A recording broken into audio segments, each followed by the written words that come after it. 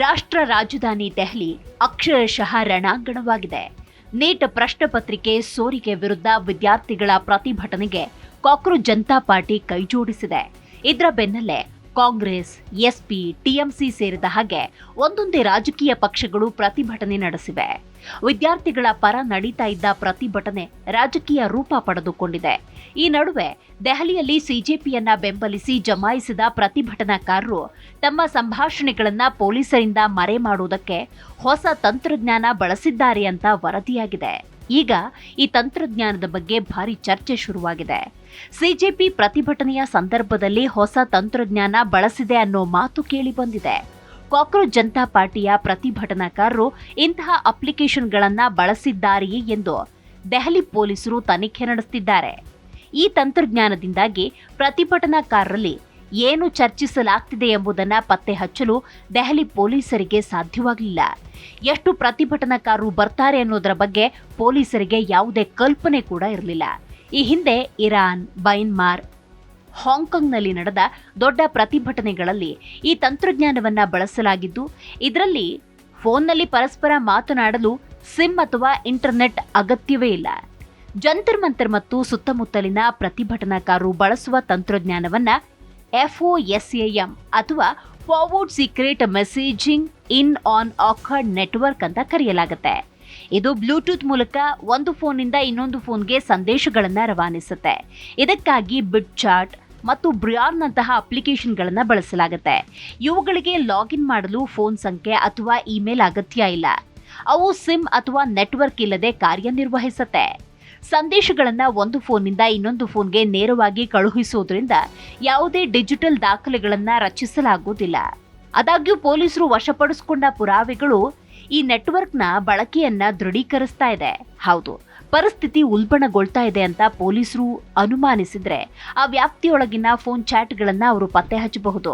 ಇದನ್ನ ಮಾಡುವುದಕ್ಕೆ ಪೊಲೀಸರು ಇಂಟರ್ನೆಟ್ ಸೇವಾ ಪೂರೈಕೆದಾರರು ಮತ್ತು ಟೆಲಿಕಾಂ ನೆಟ್ವರ್ಕ್ಗಳಿಂದ ಡೇಟಾ ಪಡಿತಾರೆ. ಆದಾಗ್ಯೂ ಮೆಶ್ ಮೆಸೇಜಿಂಗ್ ನೆಟ್ವರ್ಕ್ಗಳಲ್ಲಿ ಕಾರ್ಯನಿರ್ವಹಿಸುವ ಅಪ್ಲಿಕೇಶನ್ಗಳು ಯಾವುದೇ ನೆಟ್ವರ್ಕ್ ಅನ್ನ ಬಳಸುವುದೇ ಇಲ್ಲ. ಅವು ಬ್ಲೂಟೂತ್ ಮೂಲಕ ಸಂಪರ್ಕಗೊಳ್ತವೆ. ಆದ್ದರಿಂದ ಅವುಗಳ ಯಾವುದೇ ದಾಖಲೆಗಳಿಲ್ಲ. ಆದ್ದರಿಂದ ಪೊಲೀಸರ ಬಳಿ ಇರುವ ಯಾವುದೇ ಸಂಪನ್ಮೂಲಗಳು ಅಂತಹ ನೆಟ್ವರ್ಕ್ಗಳನ್ನು ಪತ್ತೆ ಹಚ್ಚಲು ಸಾಕಾಗುವುದಿಲ್ಲ.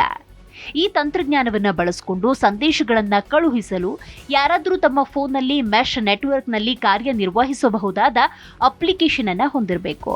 ಒಂದು ಫೋನ್ನಿಂದ ಇನ್ನೊಂದು ಫೋನ್ಗೆ ಕಳುಹಿಸುವ ಸಂದೇಶಗಳನ್ನು ಹಾಪ್ ಬೈ ಹಾಪ್ ರಿಲೇಗಳು ಅಂತ ಕರೀತಾರೆ. ಸಂದೇಶಗಳು ಸ್ವಯಂಚಾಲಿತವಾಗಿ ಒಂದು ಸಾಧನದಿಂದ ಇನ್ನೊಂದು ಸಾಧನಕ್ಕೆ, ನಂತರ ಮೂರನೇದಕ್ಕೆ ಮತ್ತು ನಾಲ್ಕನೇದಕ್ಕೆ ಚಲಿಸುತ್ತೆ. ಅವುಗಳನ್ನು ಪದೇ ಪದೇ ಫಾರ್ವರ್ಡ್ ಮಾಡೋ ಅಗತ್ಯ ಇಲ್ಲ. ಈ ನೆಟ್ವರ್ಕ್ನಲ್ಲಿ ಹೆಚ್ಚು ಜನ ಇದ್ದಷ್ಟು ಸಂದೇಶ ದೂರ ತಲುಪತ್ತೆ. ಬಳಕೆದಾರರ ಡೇಟಾ ಮೂರನೇ ಮೂಲಗಳನ್ನು ಎಂದಿಗೂ ತಲುಪೋದಿಲ್ಲ ಅಂತ ಹೇಳಿಕೊಳ್ಳುವ ಹಲವಾರು ಇಂತಹ ಅಪ್ಲಿಕೇಶನ್ಗಳು ಗೂಗಲ್ ಪ್ಲೇಸ್ಟೋರ್ನಲ್ಲಿ ಲಭ್ಯ ಇದೆ. ಮುಖ್ಯವಾದ ವಿಷಯ ಅಂದರೆ ಪೊಲೀಸರು ಫೋನ್ ವಶಪಡಿಸಿಕೊಂಡ್ರು, ಸಂದೇಶ ಎಲ್ಲಿಂದ ಬಂತು, ಎಲ್ಲಿಗೆ ಹೋಯಿತು, ಎಷ್ಟು ಜನ ಅದನ್ನು ಓದಿದ್ದಾರೆಂದು ತಿಳಿಯೋದಿಲ್ಲ. ಮೆಶ್ ನೆಟ್ವರ್ಕ್ಗಳು ವಿಶಿಷ್ಟ ಪ್ಲಾಟ್ಫಾರ್ಮ್ ಅನ್ನು ಮೀರಿ ಯಾವುದೇ ಡಿಜಿಟಲ್ ಹೆಜ್ಜೆಯ ಸಾಕ್ಷಿಗಳನ್ನು ಬಿಡುವುದಿಲ್ಲ. ಅವುಗಳ ಕುರುಹುಗಳನ್ನು ಸಾಧನದಲ್ಲಿ ಮಾತ್ರ ಕಾಣಬಹುದು. ಡೇಟಾ ಒಂದು ಮೊಬೈಲ್ನಿಂದ ಇನ್ನೊಂದು ಮೊಬೈಲ್ಗೆ ನೇರವಾಗಿ ಚಲಿಸುತ್ತೆ. ಇಂಟರ್ನೆಟ್ ಸಂಪರ್ಕ ಕಡಿತಗೊಂಡಿದ್ರು ಮತ್ತು ಜಾಮರ್ ನೆಟ್ವರ್ಕ್ ಮೇಲೆ ಮಾತ್ರ ಪರಿಣಾಮ ಬೀರ್ತಾ ಇದ್ರು ಸಹ ಈ ಅಪ್ಲಿಕೇಶನ್ಗಳು 4 ಗಿಗಾಹರ್ಟ್ಸ್ ರೇಡಿಯೋ ಬ್ಯಾಂಡ್ ಅನ್ನು ಬಳಸಿ ಸಂದೇಶಗಳನ್ನು ರವಾನಿಸಲು ಅನುವು ಮಾಡಿಕೊಡುತ್ತೆ. ಅಪ್ಲಿಕೇಶನ್ಗಳಲ್ಲಿ ನೋಂದಣಿಗೆ ಯಾವುದೇ ರೀತಿಯ ಗುರುತಿನ ಚೀಟಿಯ ಅಗತ್ಯ ಇರುವುದಿಲ್ಲ ಅಥವಾ ಸಿಮ್ ಕಾರ್ಡ್, ಇಮೇಲ್ ಖಾತೆಯ ಅಗತ್ಯವೇ ಇರುವುದಿಲ್ಲ.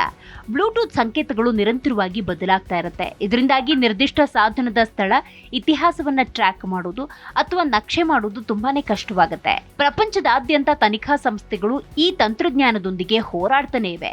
ಈ ಹಿಂದೆ ಹಾಂಗ್ಕಾಂಗ್ ಮತ್ತು ಇರಾನ್ನಲ್ಲಿ ನಡೆದ ದೊಡ್ಡ ಪ್ರಮಾಣದ ಪ್ರತಿಭಟನೆಗಳ ಸಮಯದಲ್ಲಿ ಈ ತಂತ್ರಜ್ಞಾನವನ್ನ ಬಳಸಲಾಗ್ತಾ ಇತ್ತು. 2019ರಲ್ಲಿ ಹಾಂಗ್ಕಾಂಗ್ನಲ್ಲಿ ಹಸ್ತಾಂತರ ಕಾನೂನುಗಳ ವಿರುದ್ಧ ವ್ಯಾಪಕ ಪ್ರತಿಭಟನೆ ನಡೆಯಿತು. ಲಕ್ಷಾಂತರ ಜನ ಬೀದಿಗೆ ಬಂದರು.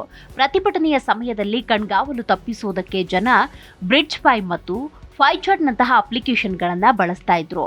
ಆಗಸ್ಟ್ 2019ರಲ್ಲಿ ಬ್ರಿಡ್ಜ್ ಫೈ ಹಾಂಗ್ಕಾಂಗ್ನಲ್ಲಿ ಡೌನ್ಲೋಡ್ಗಳಲ್ಲಿ ಹೆಚ್ಚಳವನ್ನು ವರದಿ ಮಾಡಿತು.